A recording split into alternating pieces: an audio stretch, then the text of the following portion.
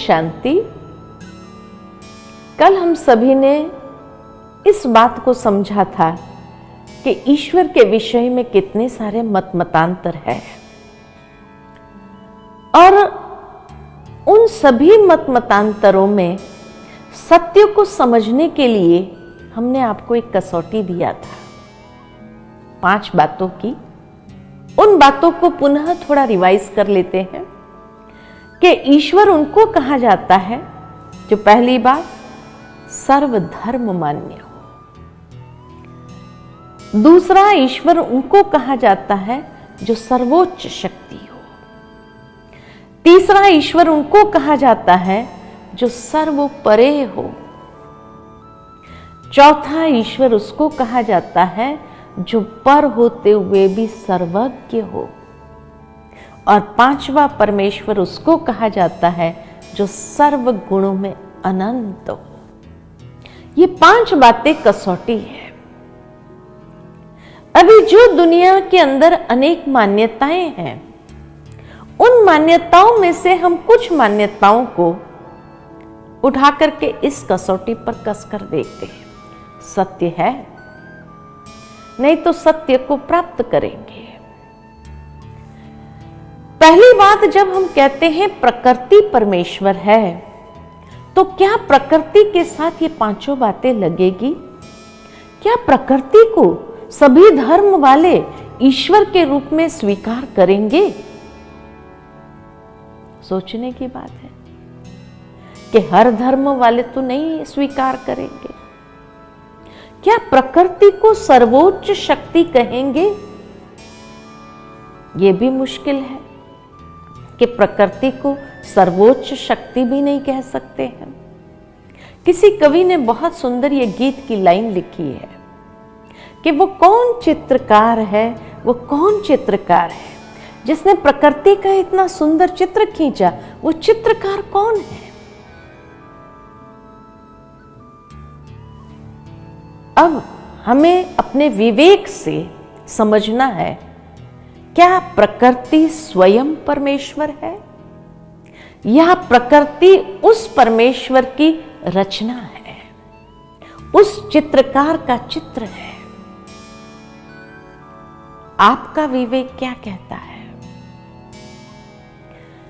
यही कहेंगे कि प्रकृति परमेश्वर की बहुत सुंदर रचना है, और अगर वो रचना है तो प्रकृति को परमेश्वर मानना ये अज्ञान था।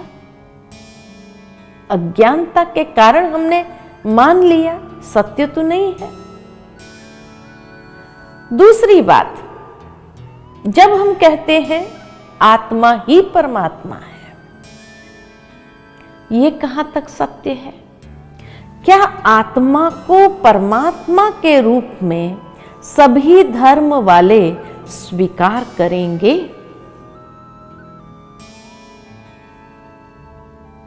हर धर्म वाले तो आत्मा को परमात्मा के रूप में स्वीकार नहीं करेंगे। संसार का खेल कहा जाता है 3 शक्तियों के आधार पर चलता है, पुरुष, परम पुरुष और प्रकृति। ये तीनों सत्ताओं के आधार से ये संसार का खेल चलता है। तो पुरुष यानी आत्मा, परम पुरुष यानी परमात्मा, दोनों अलग अलग सत्ता है। दोनों एक नहीं दर्शाया है शास्त्रों के अनुसार भी। और इसीलिए मनुष्य जब भगवान के मंदिर में जाते हैं तो अपनी प्रार्थना में यही गाते हैं, तुम मात पिता हम बालक तेरे। अब सत्य क्या है? हम ही ईश्वर हैं या हम उस परमेश्वर के संतान हैं? मैं समझती हूं आपका विवेक भी इस बात को स्वीकार करता होगा कि परमात्मा के संतान है हम सभी आत्माएं। लेकिन तब कई बार कई लोग क्या समझते हैं कि नहीं, अगर हम जीवन में पुरुषार्थ करेंगे तो हम परमात्मा बन जाएंगे। पहली बात, परमात्मा कोई बनने की चीज नहीं है, कोई पोस्ट पोजीशन नहीं है जो मैंने पुरुषार्थ किया और मैं प्राप्त कर लूं। नहीं, आज इस संसार में मनुष्य अपनी मेहनत से, पुरुषार्थ से कोई भी पोस्ट पोजीशन, डिग्री को हासिल कर सकता है, लेकिन कोई भी इंसान खुद का बाप बन सकता है, खुद का माता पिता नहीं बन सकता है। पिता जैसा जरूर बनेगा, पिता जैसा बनकर पिता का कारोबार संभालेगा, पिता जैसा होकर के छोटे भाई बहनों को बड़ा करेगा, लेकिन जब पिता के सामने जाएगा तब बच्चा ही रहेगा। पिता जैसा और पिता बन जाना अंतर है। हम आत्माएं भी पिता जैसे बन सकते हैं, लेकिन स्वयं परमात्मा नहीं बन सकते। परमेश्वर के सामने हम सभी आत्माएं उसकी संतान ही है, और इसीलिए इस दुनिया के अंदर मनुष्य ने जैसे कर्म किया वैसा उसको टाइटल जरूर मिला। किसी ने पुण्य कर्म किया तो कहेंगे पुण्यात्मा है, किसी ने महान कर्म किया तो कहेंगे महात्मा है, किसी ने धर्म का काम किया तो कहेंगे धर्मात्मा है, किसी ने दिव्य कर्म किया तो कहेंगे देवात्मा है। तो देवात्माएं अनेक है, धर्मात्माएं अनेक है, पुण्यात्माएं अनेक है, महात्माएं अनेक है, पापात्माएं अनेक है, लेकिन परमात्मा एक है। ग्रामर में परमात्माएं ये शब्द आता ही नहीं है। गॉड इज वन, यही कहा गया है। लेकिन तब कई बार कई लोग क्या मिसाल देते हैं कि जैसे सागर से बुदबुदा निकला और सागर में समा गया, ऐसे एक बड़ा परमात्मा है जिसके टुकड़े टुकड़े होकर, अंश होकर के हम इस संसार में आए, और अंत में जाकर के सारे बुदबुदे उसी सागर में विलीन हो जाएंगे और परमात्मा बन जाएंगे। ये कहां तक सत्य है? पहली बात, सागर से बुदबुदा निकला और सागर में समा गया, यह संभव है क्योंकि वो तत्व है। तत्व तत्व में समा सकता है, लेकिन आत्मा तत्व नहीं है। आत्मा एक शक्ति है, शक्ति का टुकड़ा नहीं हो सकता है। तत्व का टुकड़ा हो सकता है और तत्व तत्व में मिल जाता है, और जब तत्व तत्व में मिल गया तो उस बुदबुदे का अस्तित्व समाप्त हो गया, वो सागर बन गया। लेकिन आत्मा शक्ति है, शक्ति का न टुकड़ा होता है न वो समा सकता है, उसका अपना अस्तित्व है, अजर अमर अविनाशी, जिसके अस्तित्व का कभी विनाश नहीं हो सकता है। तब कई बार कई लोग बहस भी कर लेते हैं कि अरे जैसे पुत्र पिता का अंश है, ऐसे आत्मा भी परमात्मा का अंश है। पुत्र पिता का अंश है ये शरीर, जो फिर भी ये तत्व का बना हुआ है, लेकिन आत्मा तत्व नहीं है, और इसीलिए आत्मा का अपना अस्तित्व है। तो सत्य क्या है? आत्मा ही परमात्मा कहना सत्य है, या आत्मा परमात्मा की संतान है कहना सत्य है? आपका विवेक क्या कहता है? मैं समझती हूं कि आप भी उस बात से सहमत होंगे, आपका विवेक इस बात को स्वीकार करता होगा कि आत्मा परमात्मा की संतान है। पिता जैसा बन सकते हैं, पिता नहीं बन जाते हैं। खुद के पिता कैसे बन सकते हैं? तीसरी बात, जब हम कहते हैं ब्रह्म ईश्वर है, आत्मा ब्रह्म है, परम ब्रह्म परमात्मा है। अब सोचने की बात है कि ब्रह्म क्या चीज है? ब्रह्म भी एक तत्व है। जिस तरह ये 5 तत्वों की दुनिया है, ऐसे महान तत्व है, परम ब्रह्म महान तत्व है। अज्ञानता के कारण हम दो बातें करते आए हैं। प्रकृति परमेश्वर है भी कहा, प्रकृति परमेश्वर की रचना है ये भी कहा, वो तो क्लियर हो गया।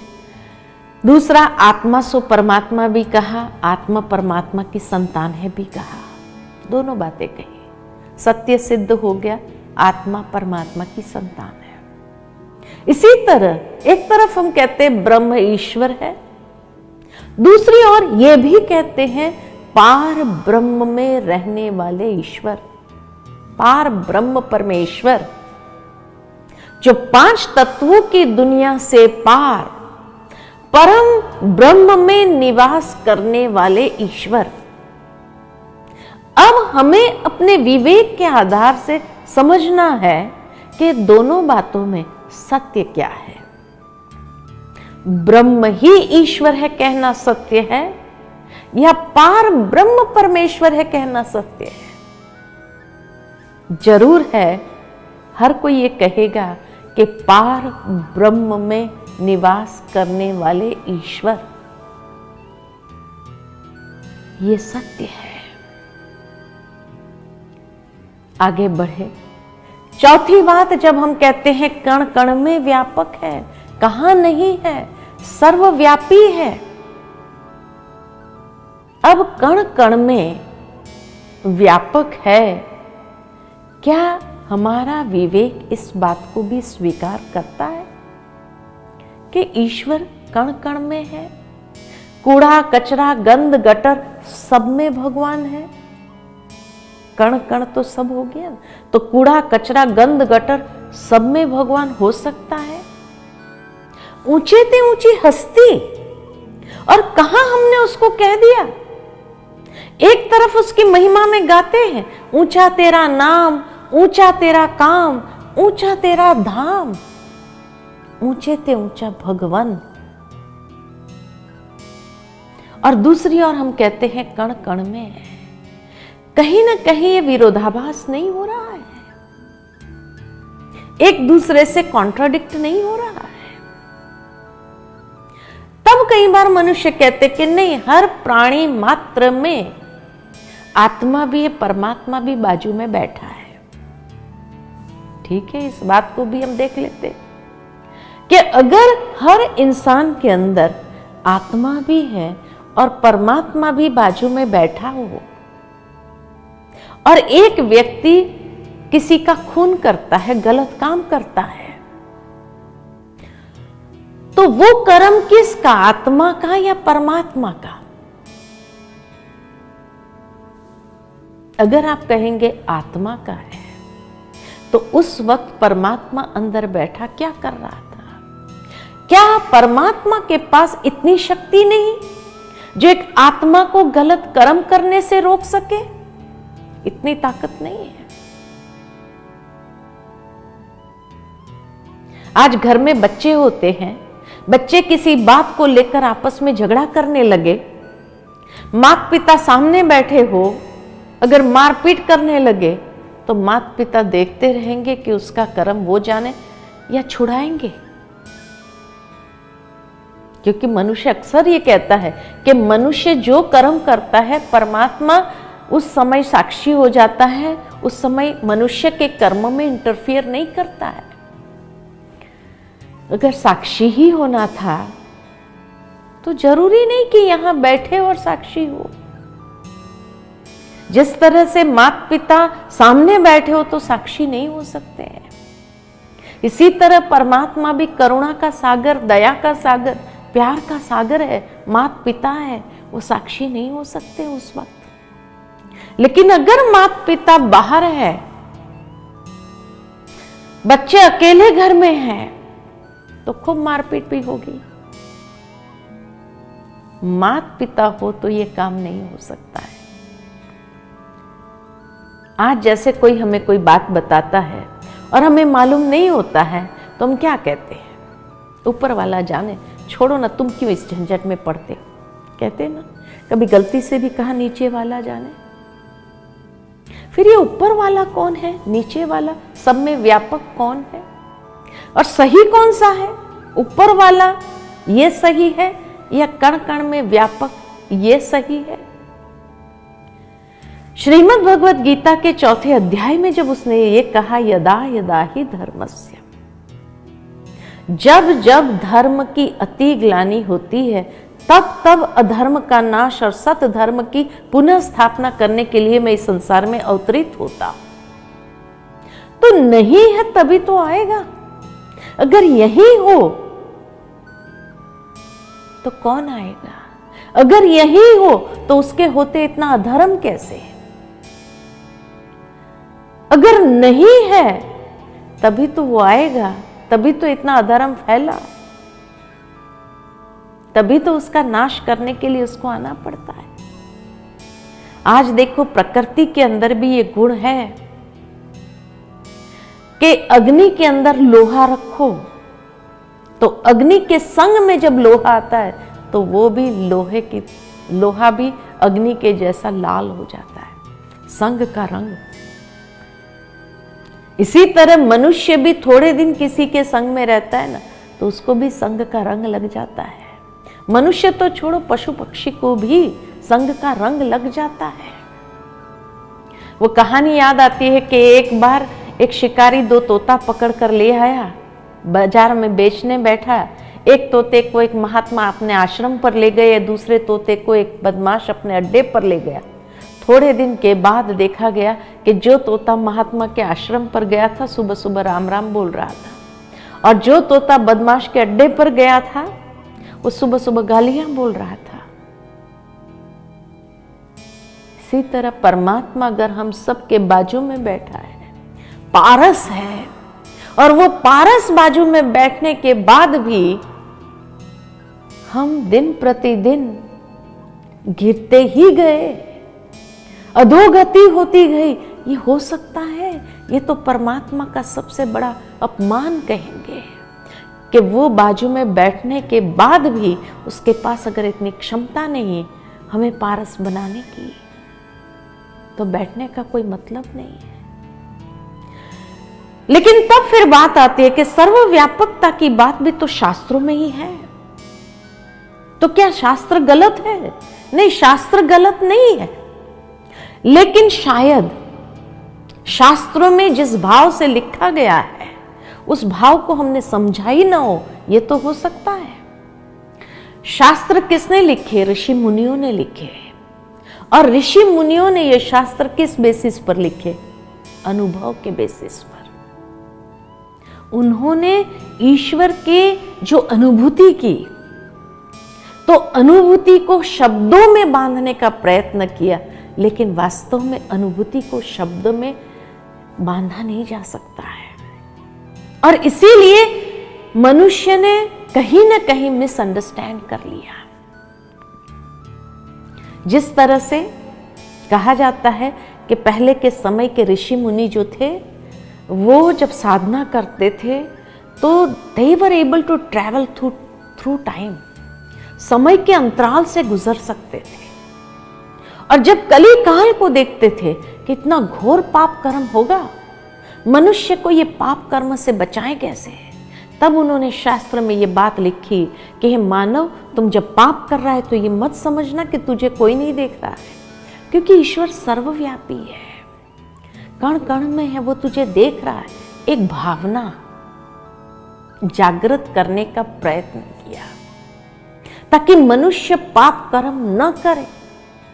जिस तरह से एक छोटा बच्चा जब घुटना करना सीखता है तो घड़ी घड़ी घर से बाहर जाना चाहता है, और उस समय मां को बहुत ध्यान रखना पड़ता है कि कहीं रास्ते पर ना निकल जाए, तो मां उस बच्चे को दरवाजे तक ले जाएंगी, बाहर एक कुत्ता दिखाएंगी, गाय दिखाएंगे और कहेंगे देख बाहर गया ना, ये कुत्ता उठा के ले जाएगा, गाय उठा कर ले जाएगी। अब मां खुद भी समझती गाय कोई उठा के ले जाने वाली नहीं है, लेकिन बच्चे की सुरक्षा उसके लिए प्रथम है, इसलिए हम ये नहीं कह सकते मां ने झूठ क्यों बोला। वो बच्चा घुटना करते हुए दरवाजे तक जाता है, जैसे ही कुत्ते को, गाय को बाहर देखता है वापस अंदर आ जाता है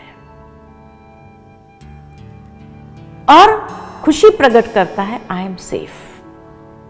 लेकिन वही बच्चा थोड़ा बड़ा हो जाए, 4-5 साल का हो जाए, उसके बाद उसको कह के तो देखो कि बाहर गया तो कुत्ता उठा के ले जाएगा, हंसेगा अपनी माँ पर, मेरी माँ भी कैसी, इतना भी नहीं समझती है।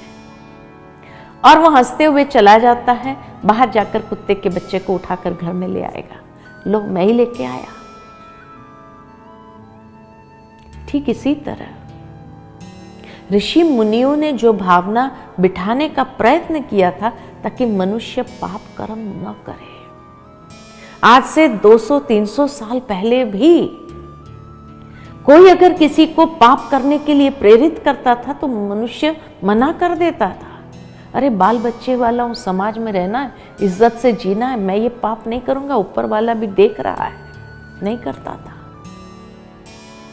लेकिन आज विज्ञान के युग में मनुष्य बड़ा हो गया, समझदार अपने को समझता है और इसीलिए कोई याद भी दिलाता है, अरे क्यों इतना पाप करता है, थोड़ा तो ऊपर वाले का डर रख। तो वही डायलॉग, बाल बच्चे वाला, समाज में रहना, इज्जत से जीना है, पाप नहीं करूंगा तो सबका पेट कैसे भरूंगा, यही कह देता है। यानी वो भाव जो बिठाने का प्रयत्न किया था ऋषि मुनियों ने, वो समाप्त हो गया और इसीलिए मनुष्य पाप भी कर रहा है, डर भी नहीं है और बहस भी करता है, ईश्वर सर्वव्यापी है। कई लोग बहस करते हैं, हमसे पूछते हैं आप क्या समझते हैं, ईश्वर सर्वव्यापी नहीं है? हम उन्हें एक ही बात पूछते हैं, आप मानते हो? कहते हैं हाँ हम तो मानते हैं, ईश्वर कण कण में है। तो फिर हम यही कहते हैं उनको, अगर आप मानते हो कि ईश्वर कण कण में है तो इसका मतलब ये हुआ कि आपने जीवन में कभी कोई पाप कर्म नहीं किया होगा। जब ये बात कहते हैं तो क्या कहते हैं, अरे पाप तो होता ही है ना, जब आपको स्वीकार नहीं करना है, आपको पाप करते जाना है, तो वाई एडवोकेट, वाई एडवोकेट? या तो मानो, पाप न करो, फिर कहो कि हां, तब लोग मानेंगे उस बात को। भावार्थ ये कि पहले के समय में ये बात एक भावनात्मक रूप से कही गई थी, तो भावनात्मक सत्य अवश्य है, सिद्धांतिक नहीं। मिडिल एज में मीराबाई जैसे भक्त हो गए, जिसकी ईश्वर से इतनी गहरी प्रीत थी, जैसे आज किसी का किसी से बहुत गहरा प्यार हो और उसके मनस पटल पर उसी की आकृति अंकित होती है, तो वो एकांत में अगर बैठे होते हैं ना, तो उसको लगता है वही आया, वही खड़ा है, वहां है, जहां देखते हैं वहां वही दिखाई देता। तब उन्होंने कहा जहां देखो वहां तू ही तू है, तो कहां नहीं है। एक भावनात्मक सत्य है, एक लगन है जो कह रही थी, लेकिन उसको सत्य मान लेना कि फिजिकली हर जगह वो प्रेजेंट है और इसीलिए ये कुर्सी को परमात्मा मान करके इसकी पूजा करना, कपड़े को परमात्मा मान करके इसकी पूजा करना, टेबल को परमात्मा मान करके उसकी पूजा करना, हर चीज की पूजा करने अगर लग गए तो ये तो अंधश्रद्धा हो जाएगी। हमें अंधश्रद्धा का प्रचार नहीं करना है, उस भावना को लेकर चलना है, ये हमें भी स्वीकार करते हैं। आज कोई हमें कहता है बहन जी आप अकेले हैं, तो हम कहेंगे ना ईश्वर मेरे साथ है। एक भावना है और इस भावना को लेकर जीवन में चले तो कभी कोई गलत काम नहीं होगा, कभी कोई पाप कर्म नहीं होगा। ये भाव ऋषि मुनियों ने हम सब के अंदर बिठाना चाहा, लेकिन शायद ये भाव भूल गया और सिद्धांतिक रूप में आ गया और उसी को एडवोकेट करने लग गए। तो आगे हम देखेंगे कि परमात्मा का वो सत्य स्वरूप कौन सा है, कल इस बात को स्पष्ट देखेंगे, अनुभव करेंगे। हर धर्म में उसकी कौन सी वो मान्यता है जिसको सभी धर्म वालों ने स्वीकार किया है ईश्वर के रूप में। ओम शांति।